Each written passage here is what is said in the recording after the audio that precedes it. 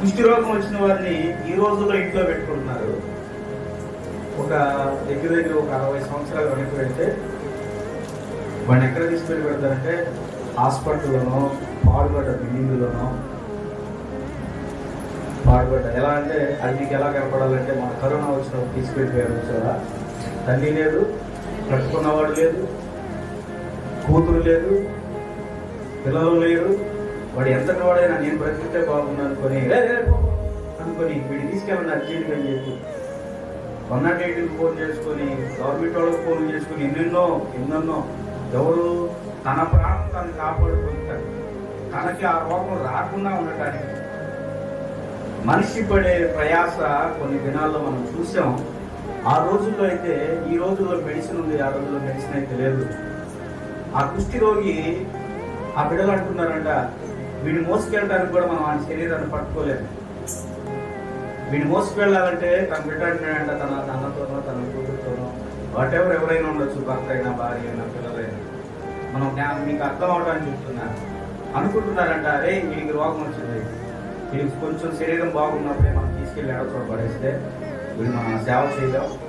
ఇంకోటి ఏంటంటే వాడికి మనము వాడి రోగం మనకు అంటకుండా ఉంటుంది, వాడి రోగం మనకు అంటకుండా ఉంటుంది, మనం బాగుంటే చాలు అనుకొని రోగానికి భయపడిపోయి తండ్రి ప్రేమను కాదనుకొని, తల్లి ప్రేమను కాదనుకొని, బిడల ప్రేమను ఆప్యాయతను దగ్గర చూసుకోలేక ఎంతో వేదన పడుతున్న వ్యక్తి ఒక శ్మశానంలో ఉన్నాడు.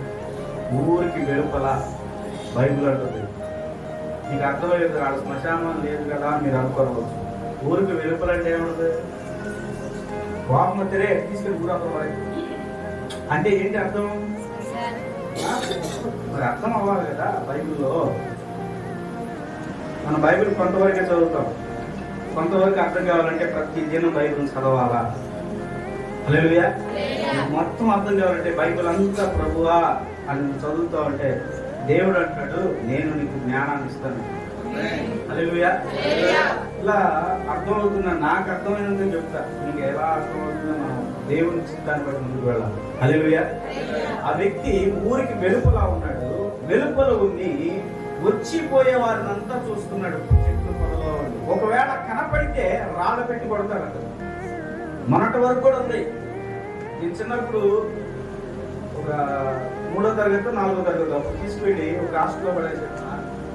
అప్పుడు మా ప్రక్కన ఒక అనాథాశ్రమం ఉండేది, వాళ్ళందరూ కూర్చోవాలి.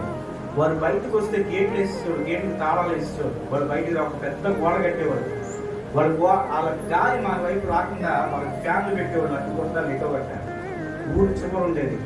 మేమున్న హాస్టల్ ఏంటంటే శ్మశానం మీద హాస్టల్ కట్టారు. అప్పుడు మరి ప్లేసులు లేవు. అది క్రైస్తవత్వం ఉండే ప్లేస్, క్రైస్తవత్వం సంబంధించిన హాస్టల్ అది. మరి క్రైస్తవత్వం లోనికి రాయించేవాడు, కుష్ఠరోగం లోనికి రాయించేవాడు. ఆ క్రైస్తవ హాస్టల్లో పెరిగిన వాడు ఆ కుష్ఠరోగిని బాగా చూసి గొప్ప సేవకులైన వారు చాలా మంది ఉన్నారు. హల్లెలూయా. ఆ కుష్ఠరోగి కొరకు ప్రార్థన చేసి స్వస్థత విడుదల చేసిన వారు చాలా మంది ఉన్నారు. హల్లెలూయా. ఆ రోజుల్లో ఈ బైబిల్ గ్రంథం ఆ వ్యక్తికి రోధిస్తూ దేవా, కన్నబిడ్డ ఆహారం తీసుకొస్తానికి వెళితే తాడు పెట్టి దూరంగా కర్ర పట్టుకొని క్యారేజీ చివరి పెట్టి తీసుకో, రే నేను చూడాలనుకుంటున్నాను రా అంటే, నువ్వు నన్ను చూడాలనుకోవడం బాగానే ఉంది, నేను నిన్ను చూడాలనుకోవట్లా. నువ్వు నన్ను చూడాలనుకోవడం బాగానే ఉంది, నేను నిన్ను చూడాలనుకోవట్లా. ఎందుకంటే నీకు రోగం వచ్చింది, నేను చేయలేను, నేను చూడలేను. నేను ఎన్నాళ్ళు చేసి పెట్టను, ఎన్నాళ్ళు చూడగలను? బ్రతికినన్నాళ్ళు అలా బ్రతుకు, కావాల్సింది ఏదో తెచ్చిపడేస్తా, మూలగా మాట్లాడమాక అని నోరు ముప్పించిన క్షణాలు, సమయాలు ఈ రోజులో ఉన్నదాన్ని బట్టి ఆ రోజులు కూడా ఉండే ఉంటాయి. అందుకని చెప్తున్నా. హల్లెలూయా. ఆ వ్యక్తి రోధిస్తూ ప్రభువా అని దిక్కుతోచని స్థితిలో ఉన్నప్పుడు తమ్ముళ్ళు అన్నవారు, అన్నలు అన్నవారు, బిడ్డలు అన్నవారు, భార్య అయినా, పిల్లలైనా, భర్త అయినా ఎవరో ఉంటే ఆ బంధము విడిచిపెట్టలేక ఆ బంధాన్ని పొందుకోవడానికి ఆ వ్యక్తి పడే ప్రయాస ఎలా ఉందంటే, నేను ఈ మరణకరమైన వ్యాధి నుండి బయటపడాలి, నా కుటుంబంతో సంతోషంగా ఉండాలని కోరుకున్నాడు. ఆ కోరుకున్న వాడి ప్రయాస ఎలా ఉందంటే, నాకు ఈ బలహీనత నుండి విడిపించేవాడు ఎక్కడున్నాడు, నాకు ఈ వ్యాధి నుండి విడిపించేవాడు ఎక్కడున్నాడు, నాకు ఈ స్థితి నుండి మార్చదగిన వాడు ఎక్కడున్నాడు, నా భవిష్యత్తును ఉన్నతమైన స్థితిలో నిలబెట్టదగిన వాడు ఎక్కడున్నాడు, నా అనుకున్న నా ధనం నాకు అక్కడికి రాలా, ఈరోజు నేను పెంచిన నా పిల్లలు నన్ను పోషించే స్థితిలో వారు లేరు, నాకు వచ్చిన బలహీనతను బట్టి నాకు చాకరీ చేయగలిగిన భార్య లేదు, పిల్లలు లేరు, భర్త లేడు, అందరూ నన్ను ఒంటరిగా వదిలివేశారు, నాకు ఏ దిక్కు లేదు, నా బంధువులు నా దగ్గర తినడానికి వచ్చారు, నా దగ్గర ధనం ఉంది, వారి దగ్గర నేను తిన్నాను, కానీ ఈ రోజు నాకు బాధ లేదు, వీడు ఎప్పుడు పోతాడా, ఇందిరాబాబు పత్రాలు ఇస్తే వారానికి నెలకు డబ్బులు అడుగుతున్నారు, మనం ఎక్కడ తీసుకొచ్చి పెడతాం అనుకున్న వారు విడిచిపెట్టి వెళ్ళిపోయిన వారు ఉన్నారు. ఇక స్నేహితులు అంటావా, రే నువ్వు లేకపోతే నేను ఉండలేదు, నీకు ఏదైనా చేస్తా అన్నవాడు ఈరోజు ఫోన్లు కూడా లిఫ్ట్ చేయని పరిస్థితుల్లో ఉన్నారు. పరిస్థితులు కూడా దూరం అయిపోయి దారుణంగా తయారైపోయి అక్కడ ఉన్నారు. కానీ ఈరోజు దేవుడు అంటున్నాడు, ఆ వ్యక్తి పడుతున్న ప్రయాస, ఆ ఒక ఎవరోనట శవాన్ని తీసుకొని వెళుతుంటే చెట్ల పొదల్లో మధ్యలో కూర్చొని కనపడితే రాళ్ళతో కొట్టి చంపుతారేమో అనుకొని ఆ వ్యక్తి చెట్ల పొదలో కూర్చొని, చీకటి పొదల్లో కూర్చొని వారు మాట్లాడుకుంటూ శవాన్ని మోసుకుంటూ వెళ్తున్నారంట. రే ఇప్పుడు ఏసై ఉంటే బాగుండేవు, వాళ్ళు వేసేవాడు కాదు, చచ్చిపోయేవాడు కాదు అని అన్నాడు. ఏమన్నాడు? ఏసై ఉంటే బాగుండరా, వాడు చచ్చిపోయేవాడు కాదు, వాళ్ళ అమ్మ పెద్ద ప్రార్థన పడరాదు, వాళ్ళ అక్క పెద్ద ప్రార్థన పడరాదు, వాళ్ళ అన్న పెద్ద ప్రార్థన పడరాదు, వాళ్ళు ఎక్కువ దేవుడిని నమ్మి బిడ్డలరా, ఆ దేవుడు ఆటపోయారు, ఆ దేవుడు రాలేదు పోయాడు అని అనుకుంటూ ఉంటే, ఎవరురా దేవుడు అనుకోని ఈ చెట్ల పొదల్లో నిరీక్షణ లేక ఏదో ఒక సాహసం చేద్దాం అనుకొని దిక్కుతోతుని స్థితిలో ఉన్న కుష్టి రోగి ఒక మాట అంటున్నాడంట. ఆ మాట అన్నాడు, ఏసంట ఎవరో ఈ శవాన్ని మోసుకెళ్ళేటట్టు ఆయన వస్తే ఈ బతికేవాడు కదా అని అంటే, రెండో రోజు చూశాడంట, మూడో రోజు చూశాడంట, నాలుగో రోజు చూశాడంట. వెళ్ళి వేడుస్తున్నారు. ఎంతమ్మా ఏడ్చేది? మన ప్రేమ, తన సహోదరుడు చనిపోయాడని ఆ మాట ఏడుస్తుంటే శవం ఒక పూడ్చివేయబడిన సమాధి దగ్గరికి వచ్చి రోజు ఏడుస్తున్నాడంట. అయ్యో నా సహోదరుడా, నా స్నేహితుడా, నా తండ్రి కుమారుడా అని రోధిస్తుంటే ఈ చెట్ల గదిలో కనపడకుండా దాగి ఉన్నవాడు ఆ రోగం చూస్తానే ఉన్నాడు. రోజు వచ్చి ఏడ్చి వెళ్తున్నారు. వాళ్ళని తీసుకెళ్ళడానికి ఏది రామంటే అదిగో చచ్చిపోయాడుగా, అది చచ్చిపోయాడు, తిరిగి రాడు కదా, ఆ ఇల్లు ఏడుతుంది అని అంటే, మరి వీళ్ళేదో తెలిసిన వాళ్ళు ఇల్లు అమ్మా ఏందమ్మా అయిపోయింది కదా, అయిపోయాక కూడా ఎందుకు చనిపోయాడు ఇంటికి వస్తారా, ఇక రామ్మా అని కొంచెం తీసుకువెళ్తున్నారంట. మరలా వచ్చి ఏడుస్తుంది, మరలా వచ్చి వాళ్ళు తీసుకెళ్తా ఉన్నారు. అలా సందర్భాలు జరుగుతూ ఉన్నాయి, లోకంలో జరిగాయి కాబట్టి ఆ రోజు జరిగి ఉంటాయని చెప్తున్నారు. అలా జరుగుతున్న సమయంలో ఇక ఈ వార్త యేసయ్యకి అందింది. ఆ యేసయ్య ఆ ఒక ఎక్కడైతే శవాన్ని పూడ్చిపెట్టారో ఆ పూడ్చిపెట్టిన శవం దగ్గరికి యేసు ప్రభువారు వచ్చాడు. దేవుని స్తోత్రం చెప్పండి. ఎవరు వచ్చారండి? యేసు ప్రభువారు వచ్చాడు. యేసు ప్రభువారు వచ్చి అక్కడ నిలబడి ఉంటుంటే ప్రజలందరూ గుమ్మిగూడారు. ప్రజలందరూ గుమ్మిగూడితే ఈయన దూరంగా వెళ్ళిపోయాడు. మరి కనపడితే కొట్టి చంపేస్తారు కదా. దూరంగా వెళ్ళిపోతే ఆ వ్యక్తి దగ్గరికి యేసయ్య వచ్చి, ఏ లాజర్ లే బయటికి రా అని అంటే తక్కువ సమాధి ప్రక్కన పట్టుకుని లాజర్ అనే శవం బయటికి లేచి నిలబడి ప్రాణంతో జీవం పోసుకుంది.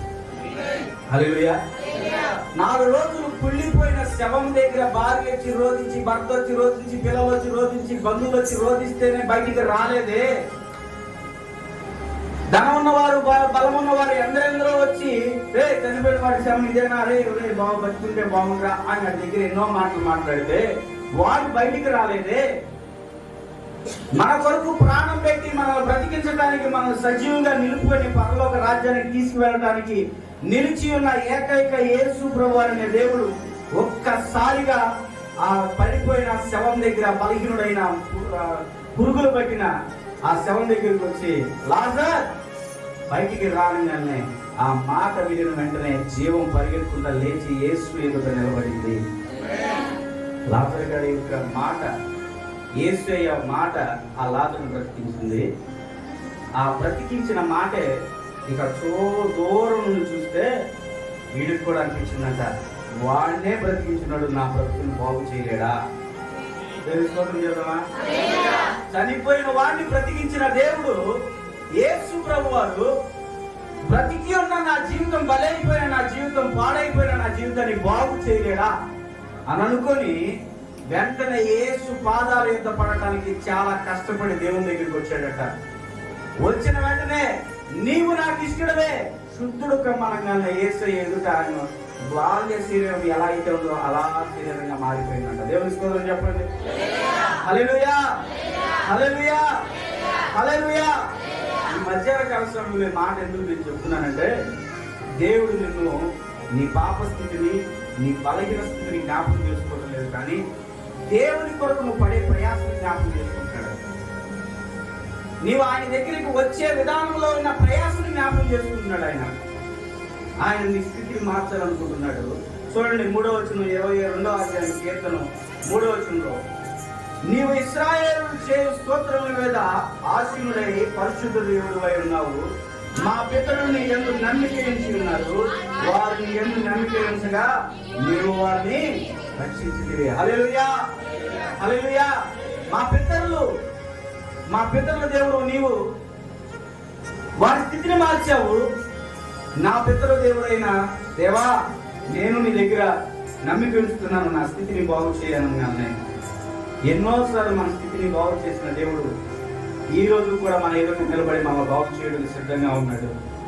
ఆ రోజు లాజరును లేపిన దేవుడే, కుష్టి రోజును స్వస్థపరిచిన దేవుడే, అందరూ వెలివేయబడి నిందించబడుతున్న ప్రజలకి ఆదరించిన దేవుడే, ఈ ఇశ్రాయేలు కాపరిగా ఉన్న దేవుడు నజరేయుడైన యేసయ్య ఒక్కడే.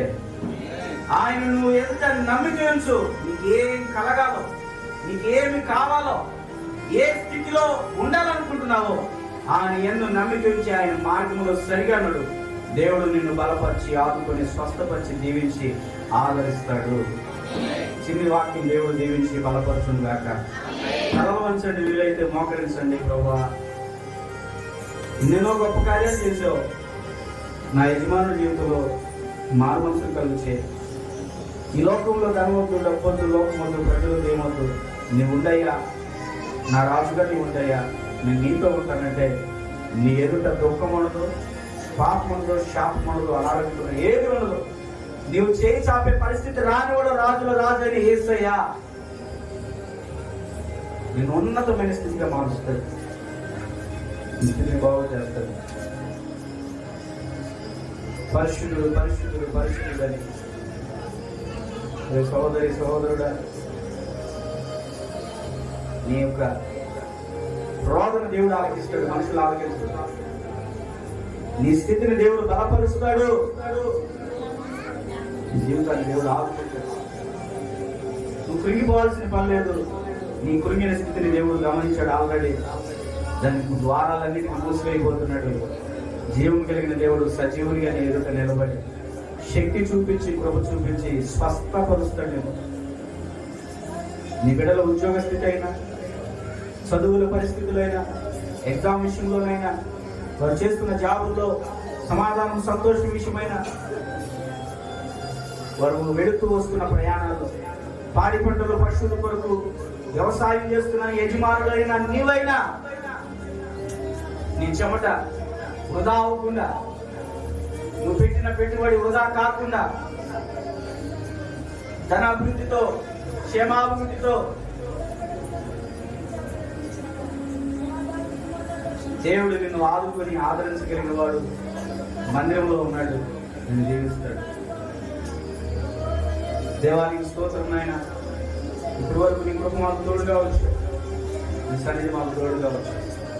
ఈ మహిమార్థమై మమ్మల్ని వాడుకొని బలపరచు. జీవం కలిగిన నజరేయుడైన యేసునామమున ప్రార్థించి వేడుకుంటున్నాం తండ్రి. హల్లెలూయా.